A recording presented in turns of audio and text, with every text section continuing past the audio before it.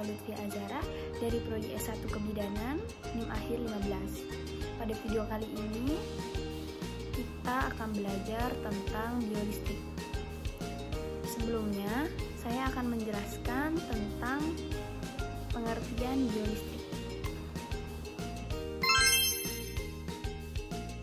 Jadi, pengertian biolistrik merupakan energi yang dimiliki setiap manusia yang bersumber dari ATP atau adenosin triphosphate.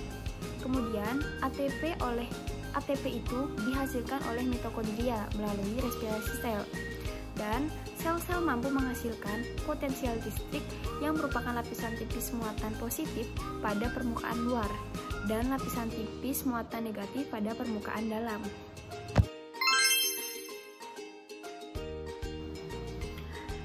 Untuk materi selanjutnya yaitu macam-macam gelombang arus listrik.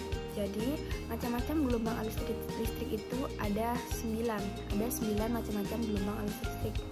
Yang pertama yaitu arus bolak-balik, yang kedua arus tengah gelombang, yang ketiga arus arah penuh tapi masih mengandung ripple atau desir. Kemudian yang keempat arus arah murni, yang kelima arus surget Faradik atau sentakan Faradik, yang keenam arus surget sinusoidal atau sentakan sinusoidal, kemudian arus galvanik yang interruptus, kemudian yang terakhir yaitu arus gigi gergaji. Nah, untuk gambaran macam-macam gelombang arus listrik, gambarannya mari kita simak. Ini dia. Yang pertama di sini adalah gambaran arus bolak-balik. Arus Faradik. Arus gigi gergaji. Arus searah penuh. Arus sentakan Faradik. Arus setengah gelombang. Arus sinusoidal. Arus galvanik. Arus tengah gelombang.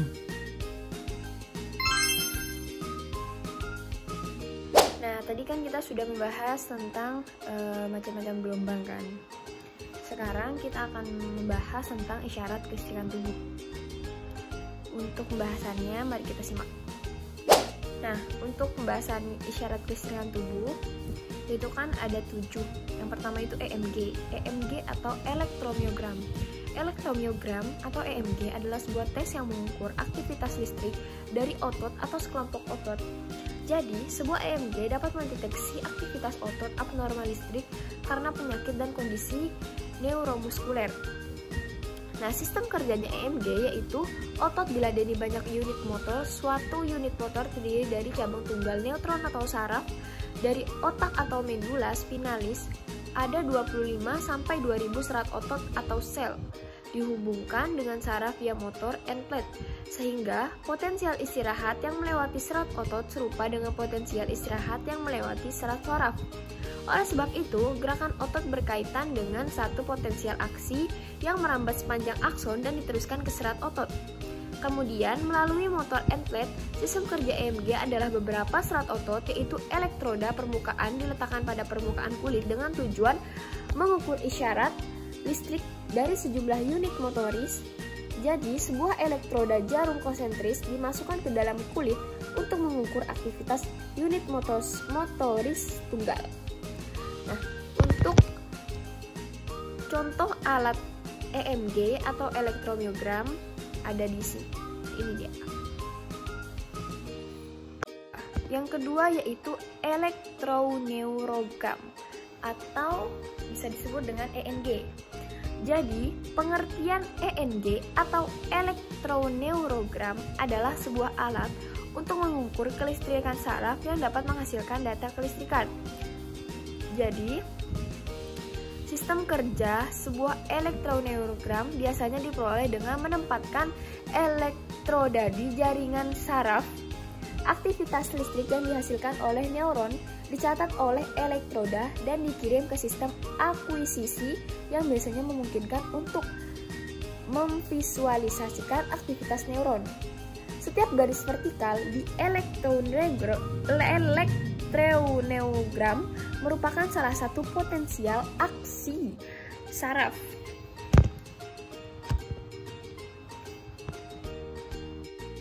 Nah, untuk gambarnya bisa dilihat di atas sini. Ini ada contoh alat ENG atau elektroneogram. Kemudian yang ketiga yaitu ada elektroensefalogram atau EEG. Jadi, elektroensefalogram atau EEG yaitu pengertian. Pengertiannya sendiri yaitu adalah rekaman aktivitas listrik otak yang digunakan untuk mendiagnosis kondisi neurologis seperti gangguan kejang atau epilepsi. Nah, sistem kerjanya EEG yaitu dapat diukur dengan menempatkan elektroda di kulit kepala melalui tengkorak yang tidak dibuka atau dengan elektroda yang diletakkan di atas atau di dalam otak. Untuk contoh alat EEG bisa dilihat di sini. Elektroensefalogram ini adalah contohnya alat. Selanjutnya yaitu EGG atau elektrogastrogram. Jadi, pengertian EGG atau elektrogastrogram yaitu suatu gerakan yang terjadi pada otot-otot pada saluran pencernaan yang menimbulkan gerakan semacam gelombang sehingga menimbulkan efek menyedot atau menelan makanan yang masuk ke dalam saluran pencernaan. Nah, untuk sistem kerja EGG yaitu elektrod yang ditempelkan pada bagian atas perut memonitor aktivitas listrik yang dihasilkan oleh otot lambung. Untuk contoh alat EGG ada di atas ini. Ini contoh alat EGG atau elektrogastrogram.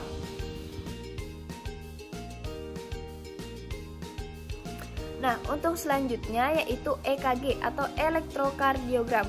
Jadi, elektrokardiogram merupakan rekaman aktivitas kelistrikan jantung yang ditimbulkan oleh sistem eksitasi dan konduktif khusus.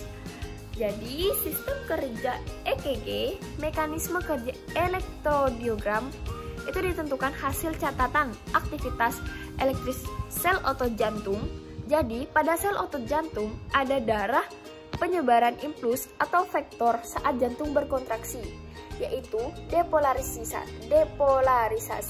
dan repolarisasi yang ditandai adanya defleksi pada elektrokardiogram atau EKG. Untuk contoh alat elektrokardiogram atau EKG bisa dilihat di atas di sini. Ini contohnya alat elektrokardiogram. Untuk selanjutnya yaitu EKG atau elektrokardiogram. Jadi, pengertian elektroretinogram atau EKG adalah tes mata yang mengevaluasi fungsi retina, film yang melapisi bagian dalam mata. Uji EKG membantu mendiagnosa penyakit pada retina. Jadi, sistem kerjanya, ini tuh EKG. Jadi pada uji EKG, pasien akan memakai tambalan mata untuk duduk dalam ruangan gelap selama 30 menit. Kemudian, peneliti akan menempelkan elektroda ke dahi pasien dan tidak menimbulkan rasa sakit. Begitu juga semua pengguna elektroda dalam tes ini. Setelah itu, tambalan pada mata dilepaskan. Permukaan pada mata pasien akan mati rasa dengan tetes mata. Dan lensa kotak yang akan ditempelkan pada mata pasien tidak dapat melihat, kemudian disorotkan cahaya dan mata akan berkedip.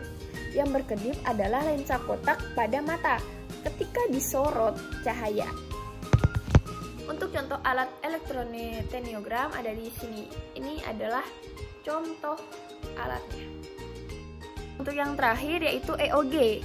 Pengertian EOG yaitu suatu pengukuran atau pencatatan berbagai potensial pada kornea retina sebagai akibat perubahan posisi dan gerakan mata. Jadi sistem kerjanya yaitu pada pengukuran ini, sepasang elektroda diletakkan di kedua sisi mata. Kemudian potensial EOG didefinisikan sebagai 0 untuk mata yang melihat lurus ke depan ke titik rujukan O. Kemudian, EOG memberikan informasi tentang orientasi mata. Selain itu, kecepatan angular dan percepatan angularnya juga dapat ditentukan. Elektrokulografi lebih banyak digunakan untuk penelitian. Telah dilakukan banyak studi EOG untuk menentukan efek obat pada gerakan mata. Gerakan mata sewaktu tidur dan sewaktu mencari sesuatu dengan mata. Salah satu penerapan klinisnya adalah pemeriksaan gerakan mata sewaktu nistagmus, suatu kondisi yang berkaitan dengan gerakan-gerakan kecil pada mata. Sinyal EOG bergantung pada otot dan pada sistem vestibular atau keseimbangan. Untuk contoh alatnya, bisa kita lihat di sini. Ini contoh alat EOG. Oke, saya Lutfi Azhara pamit undur diri. Semoga apa yang saya sampaikan bisa bermanfaat, atau ada kurangnya bisa kalian komen ya. Terima kasih. Wassalamualaikum warahmatullahi wabarakatuh. Bye bye.